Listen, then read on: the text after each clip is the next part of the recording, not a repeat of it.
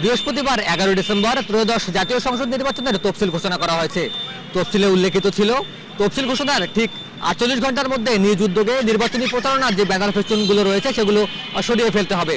সেই নির্দেশনার পর রংপুরের বর্তমান অবস্থান কি সেটি জানাতেই যুক্ত হয়েছে আপনাদের সাথে। আপনাদেরকে যদি একটু জানিয়ে রাখি যে ত্রয়োদশ জাতীয় সংসদ নির্বাচনের যে ব্যানার ফেস্টুনগুলো রয়েছিল সেগুলো কিন্তু মোটামুটি আমাদের রংপুর মহানগরীর যে রংপুর সদর 3 আসন জুড়ে কিন্তু সেই ব্যানার ফেস্টুনগুলো কিন্তু আসলে এখনও দেখা যাচ্ছে। আমরা আপনাদেরকে যদি একটু শুরু থেকে জানিয়ে রাখি যে আগামী 48 ঘন্টার মধ্যে কিন্তু ব্যানার ফেস্টুন বিলবোর্ড সরানোর নির্দেশ দিয়েছিল নির্বাচন কমিশন এবং স্থানীয় সরকার বিভাগকে কিন্তু এ বিষয়ে ব্যবস্থা গ্রহণ করতে চিঠিও দিয়েছিল ব্যবস্থাপনা শাখার উপসচিব মোহাম্মদ মনির হোসেন। আমরা যেমনটি দেখেছিলাম যে চিঠিতে কিন্তু বলা হয়েছিল যে ত্রয়োদশ জাতীয় সংসদ নির্বাচন ও গণভোট অনুষ্ঠানের লক্ষ্যে তফসিল ঘোষণার কার্যক্রম চলমান রয়েছে।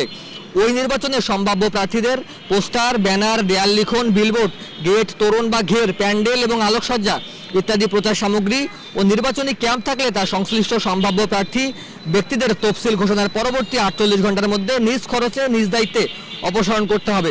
কিন্তু আমরা রংপুর মহানগরীর চারিদিকের যে দৃশ্য আছে সেগুলো যদি আপনাদেরকে একটু দেশ নিউজের ক্যামেরায় যদি একটু দেখাই, আপনারা দেখবেন যে আসলে রংপুরের যে মূল যে চত্বরগুলো রয়েছে, যে মূল পয়েন্টগুলো রয়েছে সেগুলোতে কিন্তু বাংলাদেশের যে রংপুরের যে বাংলাদেশের যে বৃহত্তর দলগুলো রয়েছে তাদের যে বিভাগীয় জেলা যে শাখাগুলো রয়েছে, যেমন আমরা যদি বলি যে আসলে এখানে রংপুর বিএনপি, আমরা যদি বলি যে রংপুর জামায়াতে ইসলাম, আমরা যদি বলি রংপুর এনসিপি কিংবা এরকম বড় যে দলগুলো রয়েছে বা অন্যান্য যে রাজনৈতিক দলগুলো রয়েছে, তারা কিন্তু এখনও যে নির্বাচনী যে তফসিলে উল্লেখিত যে পোস্টার সরানো বা ব্যানার ফেস্টুন সরানোর যে প্রক্রিয়াটির কথা বলা হয়েছিল সেটিতে কিন্তু আসলে এখনও খুব বেশি মনোযোগ দেয়নি বলে আমরা আসলে লক্ষ্য করছি। তবে আজ সকালে কিছু জায়গায় আমরা যেমনটি দেখেছিলাম যে আজ সকালে কিন্তু কিছু জায়গাতে নিজ উদ্যোগেই অনেক ব্যানার ফেস্টুন সরানো হয়েছে। আমরা দেখেছি যে গত দুদিন ধরেই রংপুর সিটি কর্পোরেশন কর্তৃক যে সতর্কতা বার্তা, যে আসলে যে সতর্ক বার্তা রয়েছে সেগুলো কিন্তু মোড়ে এবং শহরের বিভিন্ন যে রুটগুলো রয়েছে সে রুটে কিন্তু আসলে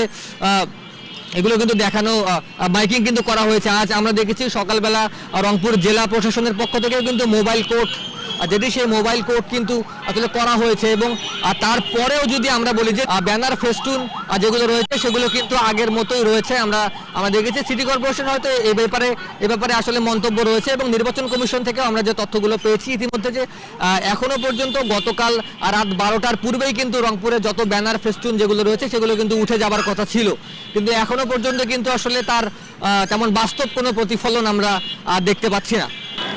তো দর্শক, যেমনটি আসলে আপনাদেরকে দেখাচ্ছিলাম যে রংপুর মহানগরীর বা রংপুর 3 আসনের যে জায়গাগুলো রয়েছে এগুলোতে এখনও আসলে ব্যানার ফেস্টুন যেগুলো রয়েছে সেগুলো সেভাবে তোলা হয়নি। নির্বাচনী যে আচরণবিধি লঙ্ঘনের যে প্রধান শর্ত ছিল যে আসলে ব্যানার ফেস্টুনগুলো খুব দ্রুত 48 ঘন্টার মধ্যে তুলে ফেলতে হবে, এখনও তোলা হয়নি। এবং দেশ নিউজ বিডির ক্যামেরায় নির্বাচনী যে ব্যানার ফেস্টুনগুলো রয়েছে সেগুলোর সর্বশেষ আপডেট এটি।